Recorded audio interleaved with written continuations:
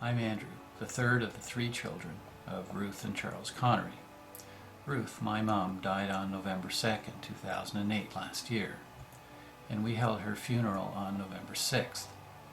That week the weather was extraordinary, warm and bright, and the weather turned as soon as the celebration was over. For all kinds of reasons, we couldn't arrange her interment until later in February, and we chose Valentine's Day. It's now later that evening. The weather was again perfect for our ceremony.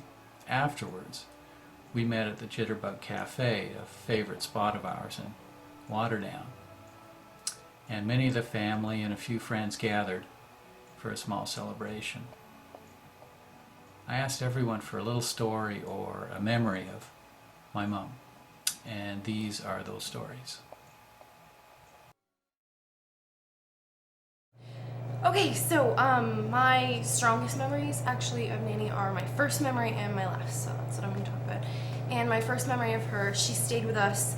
My recollection is a week, but it could have been a couple days, and she taught me how to bake cookies for the first time. I think I was about 5, and we made chocolate chip cookies, which I still make. I have the same recipe that I still use today. And my last memory of her was probably October. I went in to see her, and she was confused at the time, and actually she was under the impression that I was moving in there, and she offered to let me stay in her room, and she said she was excited to have me there. So I just remember her being the warmest person that I knew, and that's about it. I don't really have a story as much as an impression or a memory, and that is Sunday night dinners, because Mom prided herself on putting together a really nice meal, and I remember friends growing up asking to come over for Sunday night dinners, and she used to be a fabulous cook and was a source of much happiness growing up with putting together a wonderful meal. Hi, I'm Stacy and I'm the twit. And the reason I'm the twit is one time we were at a New Year's Day dinner at the Beijing Chinese restaurant.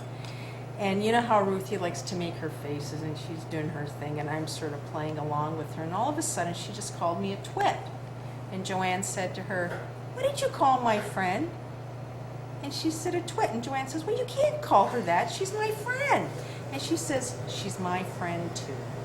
And that's my favorite story. I don't really have a funny story or anything about Ruth, but my memory of Ruth is always when the two of them would come over and join us and the kids for dinner. And we used to do it all the time when Kathy's parents would come and visit. And then we did it a few times after Kathy's parents weren't around anymore, but it was always a pleasure to have the two of them over. And they were nice dinners, so I miss that. Ruth and I were neighbors in Grimsby, and my job was to take Ruth shopping. And we would go out and she'd say, "Oh, thank God we're shopping. Now we can go out for lunch." But whenever I go by a Northern Reflection store, I think about Ruth. That's my story. Yay. Ruthie loved her kitchen, and it was a mark of honor to be invited into her kitchen. And in the early days, we had to learn to work together. So we weren't very coordinated, and we would just muddle around and bump into each other, and she had a very unique way of heating the buns. She would put them in a paper bag and put them in the oven. But we didn't coordinate who was watching that paper bag in the oven. So all of the buns and the bag burst into flames, and we had to bump into each other to rescue the buns, which we ate, and nobody knew that we had nearly burned the place down. And after that, we each had tasks. Ruthie did buns, I did gravy. And that's my memory of Ruthie. One story that's top of mind takes me back to summer of 2001. We have a place up north on the Manitoulin Island, and it was always our hope that we could get Mom up there before she got so old that she couldn't. And we weren't at all sure how she was going to do up there, because there's not a flat board in the place, and of course there's an outhouse and there were showers outside. And we had thought that if she made it through 2 or 3 days, that would be pretty good. And I think in all we probably spent 4 days or perhaps even 4.5 days together, and she had great memories of that place, and we have photographs reminding us of that. And her favorite experience, I think, up there was the morning shower outside.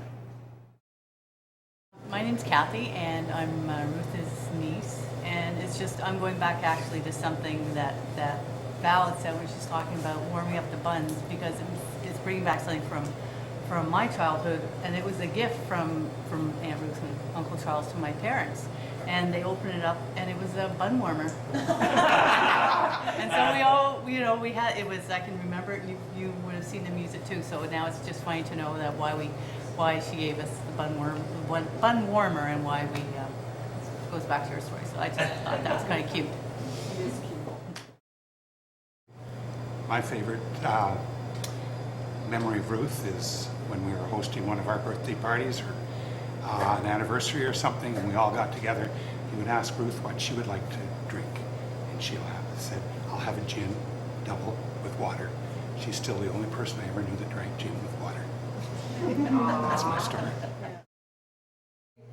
I take my dear little Catholic elementary JK teacher friend to visit my beloved mother-in-law, who I worship and adore, and who was raised in an all-girls Catholic school, and blah blah blah. And anyway, we go in to see Ruthie, and she's sitting in the corner in the parlor at Alexander Place, and we start chatting. And it wasn't hard to get stories out of Ruth, but sometimes I had to feed her little bits and pieces to get her to open up about things. And so Patty had just come back from singing for the Pope in Rome and talked about her experience and whatnot.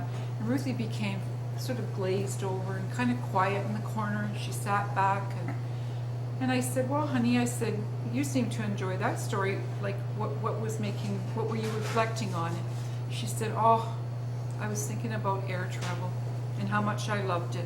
It was almost like having an orgasm." And that's my beloved mother-in-law. That's it. One of the most recent memories is visiting one afternoon when Ruth wasn't feeling too well, and going back in the evening, and she looked up from the bed with her characteristic big smile. That was the most wonderful thing to see. And I said at the end, I said, "I'm leaving here feeling so much better than when I got here."